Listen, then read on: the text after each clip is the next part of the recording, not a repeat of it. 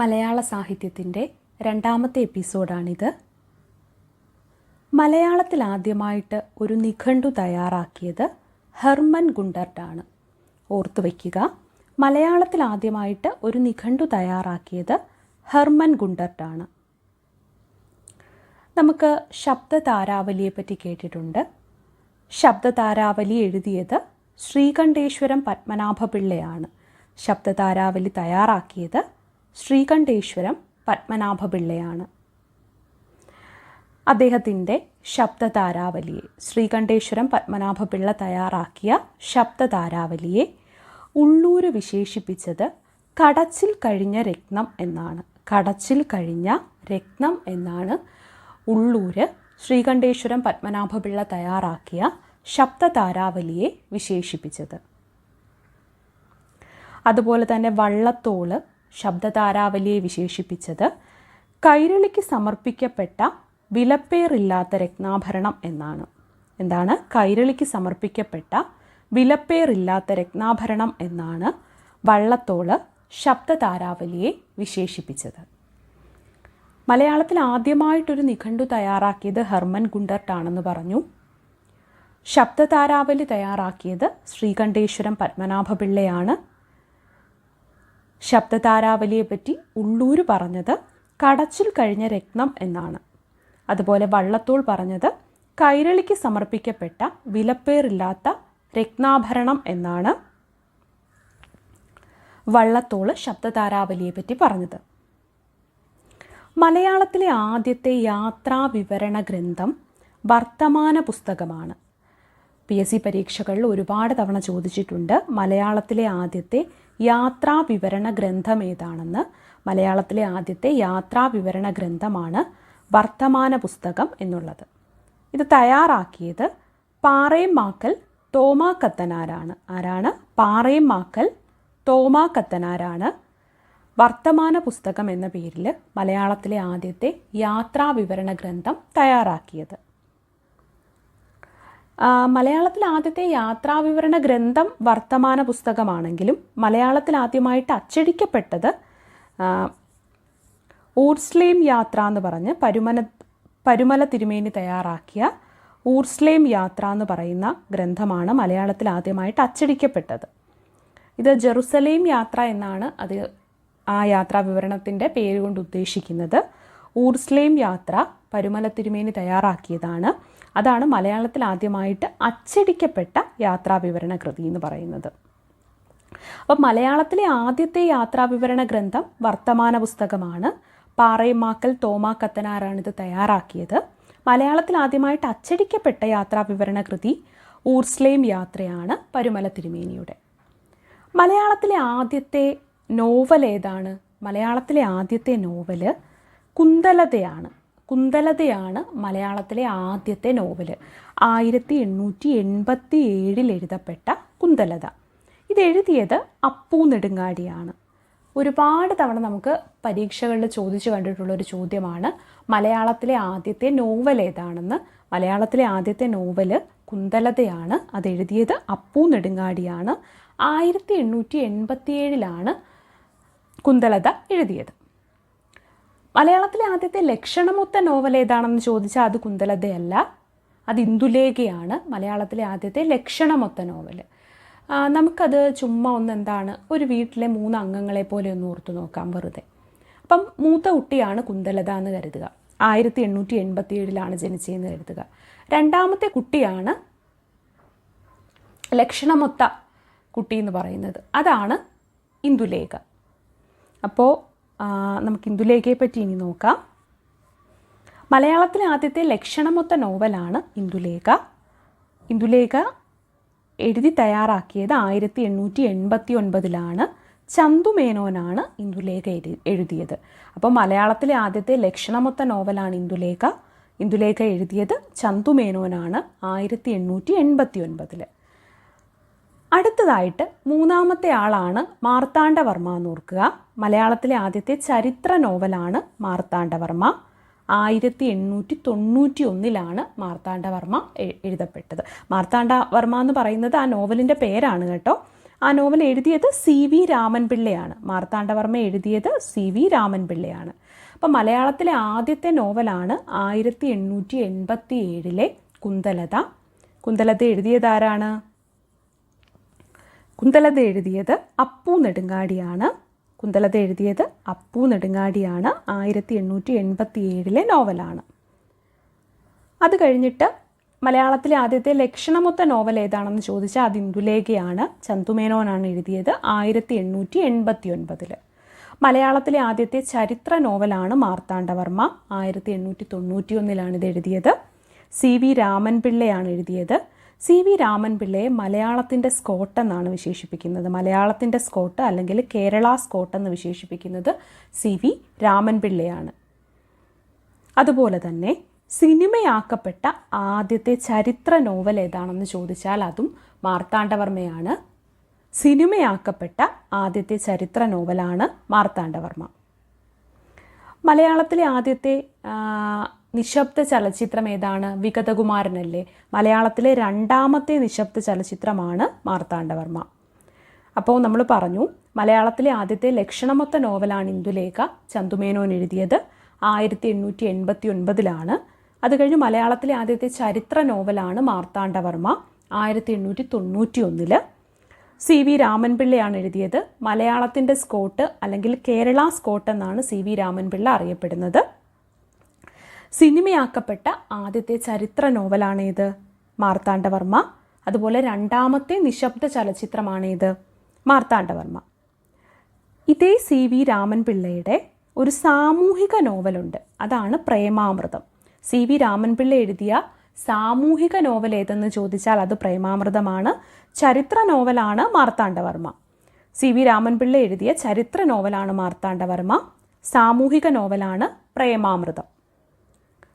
മലയാളത്തിലെ ആദ്യത്തെ അപസർപ്പക നോവൽ ഏതാണെന്നാണ്. മലയാളത്തിലെ ആദ്യത്തെ അപസർപ്പക നോവൽ. അപസർപ്പക നോവൽ എന്ന് വെച്ചാൽ ഡിറ്റക്റ്റീവ് നോവൽ എന്നൊക്കെ പറയില്ലേ, അതാണ് മലയാളത്തിലെ ആദ്യത്തെ അപസർപ്പക നോവൽ.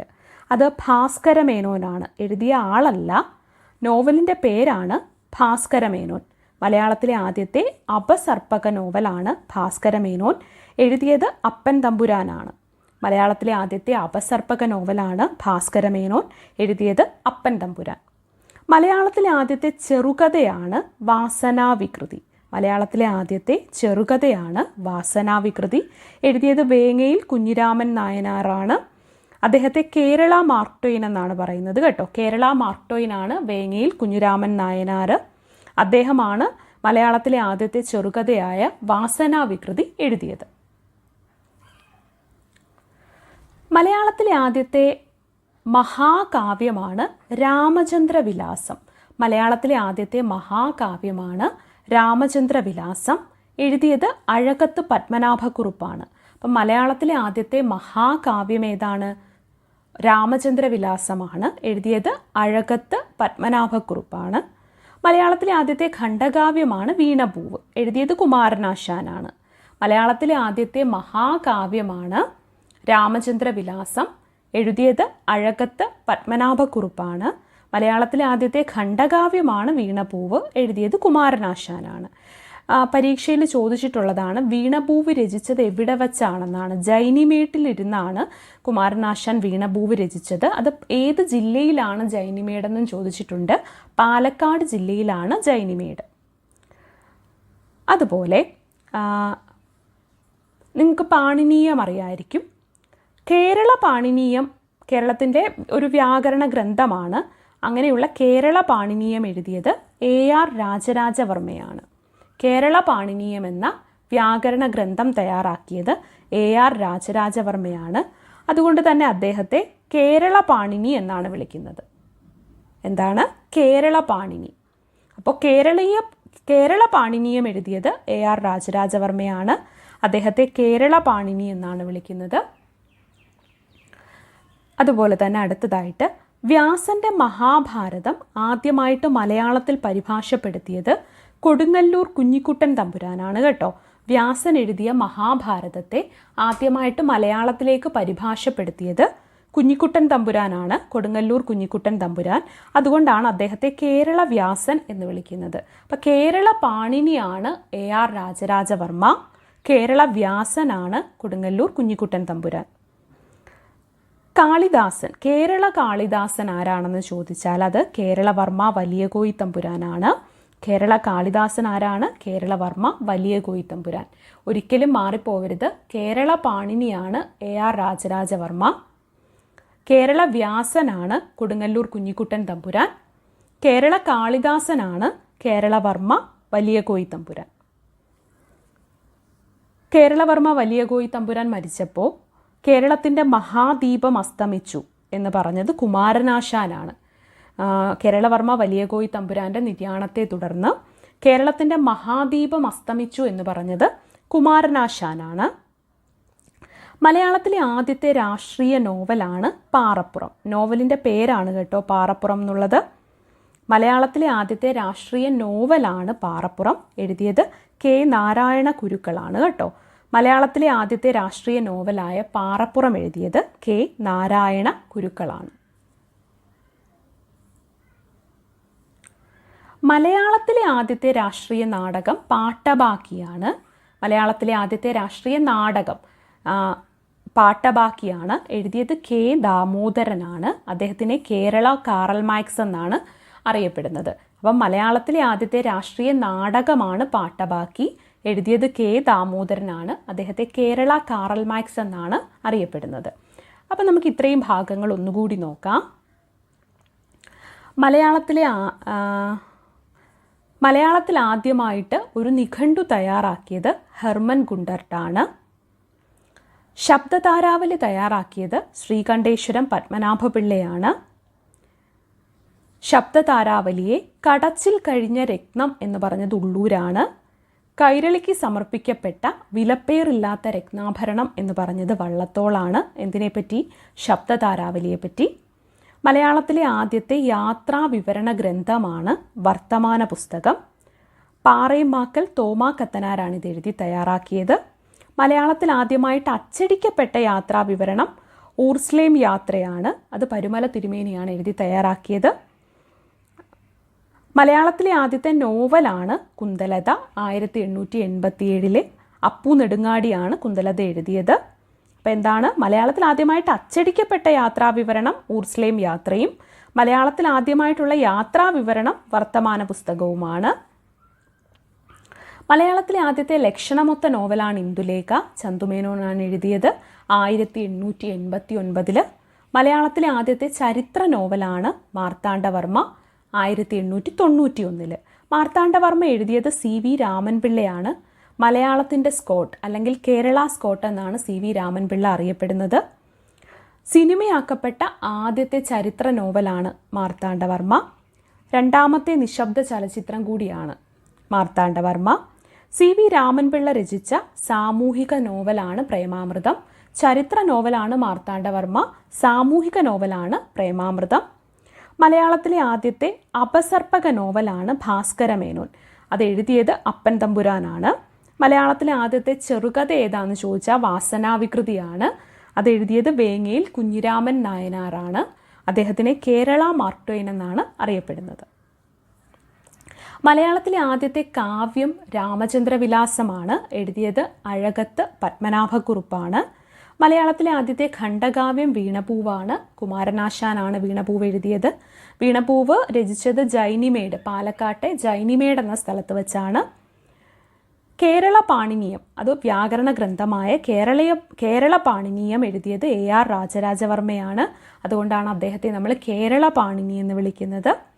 വ്യാസന്റെ മഹാഭാരതം ആദ്യമായിട്ട് മലയാളത്തിലേക്ക് പരിഭാഷപ്പെടുത്തിയത് കൊടുങ്ങല്ലൂർ കുഞ്ഞിക്കുട്ടൻ തമ്പുരാനാണ്.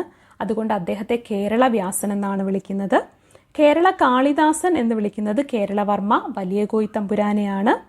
അദ്ദേഹത്തിൻ്റെ മരണത്തെ തുടർന്ന് കേരളത്തിൻ്റെ മഹാദീപം അസ്തമിച്ചു എന്ന് പറഞ്ഞത് കുമാരനാശാനാണ്. മലയാളത്തിലെ ആദ്യത്തെ രാഷ്ട്രീയ നോവലാണ് പാറപ്പുറം. എഴുതിയത് K. നാരായണ കുരുക്കളാണ്. മലയാളത്തിലെ ആദ്യത്തെ രാഷ്ട്രീയ നാടകമാണ് പാട്ടബാക്കി. എഴുതിയത് K. ദാമോദരനാണ്. കേരള കാറൽ മാക്സ് എന്നാണ് K. ദാമോദരൻ അറിയപ്പെടുന്നത്. അപ്പോൾ ഈ എപ്പിസോഡ് മലയാള സാഹിത്യത്തിൻ്റെ 2ാമത്തെ എപ്പിസോഡായിരുന്നു. ഇതിന് തൊട്ടു മുൻപുള്ള എപ്പിസോഡ് കണ്ടിട്ടില്ലാത്തവർ അതൊന്ന് കണ്ടിട്ട് വന്നിത് കാണുക. അപ്പോൾ നിങ്ങൾക്ക് കണക്ട് ചെയ്ത് പഠിക്കാൻ പറ്റും, ആ ഒരു ഫ്ലോയിൽ പഠിക്കാൻ പറ്റും. മലയാള സാഹിത്യത്തിന് ഇനിയും എപ്പിസോഡുകളുണ്ട്. ഒരുപാട് എപ്പിസോഡുകളിൽ ഉൾപ്പെടുത്തേണ്ട തരത്തിൽ അത്രത്തോളം വിവരങ്ങളാണുള്ളത്. അപ്പോൾ ഈ എപ്പിസോഡ് എല്ലാവർക്കും ഉപകാരപ്രദമായി എന്ന് വിശ്വസിക്കുന്നു. ഇഷ്ടപ്പെട്ടെങ്കിൽ നിങ്ങൾ കമൻറ്റ് ചെയ്യുക, നിങ്ങളുടെ അഭിപ്രായങ്ങൾ കമൻറ്റ് ചെയ്യുക, ലൈക്ക് ചെയ്യുക. അപ്പോൾ കൂടുതൽ ഇൻഫർമേറ്റീവായ വിവരങ്ങളുമായിട്ട് നമുക്ക് മറ്റൊരു എപ്പിസോഡിൽ കാണാം.